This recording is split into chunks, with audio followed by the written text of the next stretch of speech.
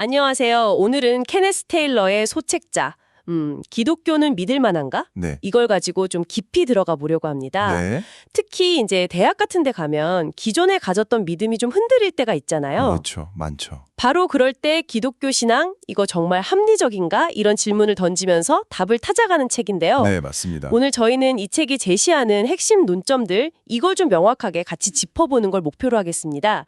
자, 그럼 시작해볼까요? 네, 좋습니다. 이 텍스트는 특히 대학 강의실 같은 곳에서 접하기 쉬운 그런 회의론들 있잖아요. 네네. 예를 들면 뭐 기적이라든지 아니면 성경 기록 믿을 수 있냐? 이런 의문들요. 이걸 종면으로 다루고 있어요. 직접적으로요. 근데 여기서 진짜 흥미로운 건 그런 회의론조차도 사실은 어떤 증명되지 않은 전제 위에서 시작된다고 지적하는 부분이에요. 전제요? 아, 네. 오늘 그 주장의 논리랑 근거들을 좀 차근차근 보려고 합니다. 좋습니다. 그럼 먼저 그 도전이라는 게 구체적으로 어떤 건지 텍스트에 나오는 내용부터 좀 보죠. 제이 교수라는 인물이 나오잖아요. 네, 가상의 인물이죠. 학생들이 이분을 통해서 뭐랄까 기독교의 핵심 가르침들 예를 들면 기적 같은 거요. 그렇죠. 이런 것들이 현대 학문이랑은 좀 안 맞는다 이런 얘기를 듣게 되는 과정을 보여주죠. 네, 맞아요. 그 관점은 뭐냐면 종교적인 믿음에서 좀 벗어나는 걸 일종의 지적으로 성숙해지는 과정처럼 봐요. 아, 성숙이요? 네, 뭐 천사나 기적 같은 건 옛날 미신적인 시대의 산물이고 현대인은 이제 더 비판적으로 생각하게 됐다? 뭐 이런 식이죠. 예를 들면 창세기 창조 이야기. 이거 바빌로니아 신화랑 비슷하다. 아, 그런 비판이 있죠. 또 모세율법은 그보다 앞선 함무라비 법정 같은 거 영향을 받았다. 그리고 예수님 부활도 문자 그대로 부활했다기보다는 선이 결국 승리한다. 이런 상징적인 의미로 해석해야 한다.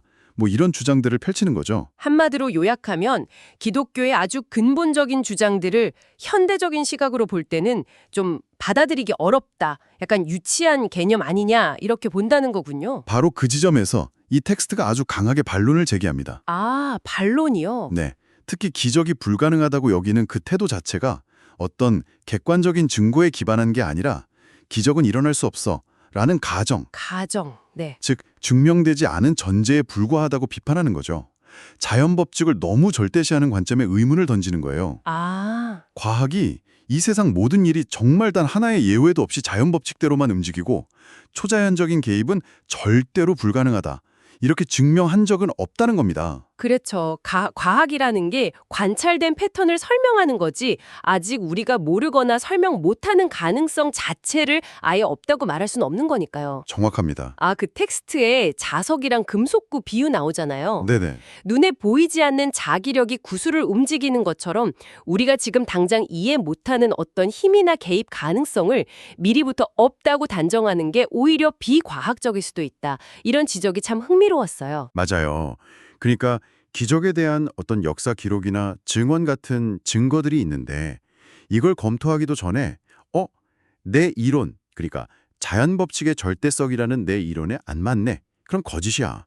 이렇게 단정해버리는 건 과학적인 태도가 아니라는 거죠. 네네. 여기서 정말 중요한 통찰이 뭐냐면 기적의 가능성을 믿냐 안 믿냐는 문제는 결국 네. 기적을 행할 수 있는 인격적인 존재, 즉 하나님이 실제로 존재하는가, 이 더 근본적인 질문이랑 연결된다는 거예요. 아, 그러니까 어떤 전제를 받아들이느냐에 따라서 모든 해석이 확 달라질 수 있다 이런 얘기군요. 그렇죠. 그럼 이 책은 기독교 신앙뿐만 아니라 회의론을 포함해서 모든 세계관이 다 증명할 수 없는 기본적인 전제 위에서 시작한다 이렇게 주장하는 거네요. 네, 맞습니다. 바로 그거죠. 예를 들어 윤리 문제만 봐도 그래요. 윤리요? 네, 만약에 하나님의 계시를 절대적인 도덕 기준의 근거로 삼는다. 이런 전제가 있다면 그에 따른 윤리 체계가 서겠죠. 근데 그 전제를 부정하면 다른 데서 윤리의 근거를 찾아야만 하는 거예요. 그렇군요. 소위 과학적 합리주의라는 것도 감각으로 경험하고 실험할 수 없는 건 알 수 없어. 라는 전제를 깔고 있잖아요. 네. 이건 결국 신의 존재 가능성 같은 형이상학적인 질문은 아예 처음부터 배제하는 결과를 낳는 거죠. 아, 그러네요. 회심 같은 종교적 체험을 설명할 때도 마찬가지예요. 그냥 순전히 심리적인 현상일 뿐이다. 이렇게 보는 건 초자연적 개입은 없다는 전제에서 출발하는 거고요. 네. 반대로 이걸 하나님의 역사하심으로 보는 건 인격적인 하나님이 존재하고 또 우리 삶에 개입하신다는 전제에서 출발하는 거고요. 아, 그렇군요. 양쪽 다 어떤 믿음의 도약이 필요한 거네요, 결국. 그렇죠. 그럼 이 책자는 기독교의 전제를 받아들일 만한 근거로는 뭘 제시하고 있나요? 몇 가지 핵심적인 증거들을 제시하는데요. 첫째는 논리적으로 봤을 때 신의 부재, 즉 신이 없다는 것은 증명하는 게 불가능하다는 점을 지적해요. 왜 그렇죠? 어떤 것이 없다고 확실하게 말하려면 글쎄요, 우주 전체를 다 알아야 가능하겠죠? 아, 그렇네요. 모든 시간과 공간을 다 확인해야 하니까. 네. 둘째는 불가지론, 그러니까 신의 존재를 알 수 없다는 입장에 대해서도 비판을 합니다. 불가지론요? 네. 삶의 방법이 오직 과학적 실험뿐이다. 라는 그 전제 자체가 또 다른 가정일 뿐이라는 거죠. 계시나 성육신 같은 다른 방식의 삶의 가능성을 배제할 근거는 없다고 주장하고요. 그럼 좀 더 적극적인 증거로는 어떤 것들을 이야기하나요? 예, 크게 한 4가지 정도로 요약해 볼 수 있을 것 같아요. 네. 첫째는 이 세계, 우주와 생명의 질서와 설계를 보면 지적인 설계자가 있음을 강하게 시사한다는 거죠. 아, 설계 논증 같은 거군요. 네. 둘째는 그리스도인들의 변화된 삶의 간증들. 예를 들면 아주 깊은 회심 체험이라던가 기도 응답 같은 현상들이요. 책에 피터 학생 이야기가 나오죠. 네네, 피터 이야기. 예, 셋째는 예수 그리스도의 부활에 대한 역사적인 증거들입니다.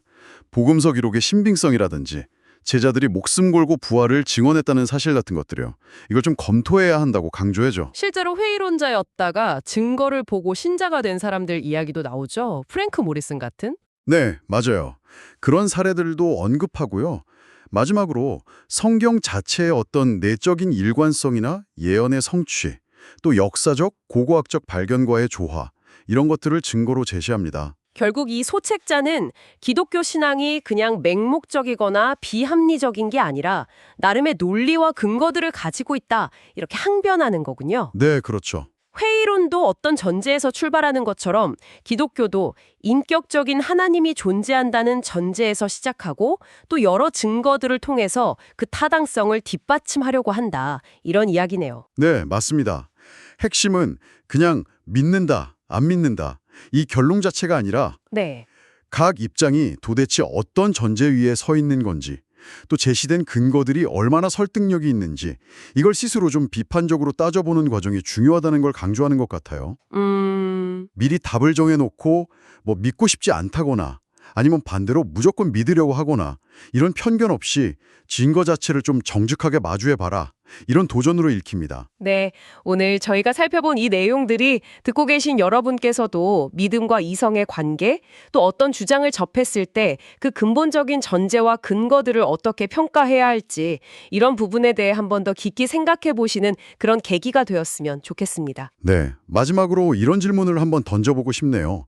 신의 존재나 기적의 가능성처럼 과학적으로 딱 증명될 수 없는 그런 영역에 대해서 우리는 과연 어떤 태도를 취하는 것이 가장 합리적일까? 아, 좋은 질문이네요. 네, 이 질문에 대한 여러분 각자의 답을 한번 찾아보시는 것도 의미 있는 시간이 될 것 같습니다.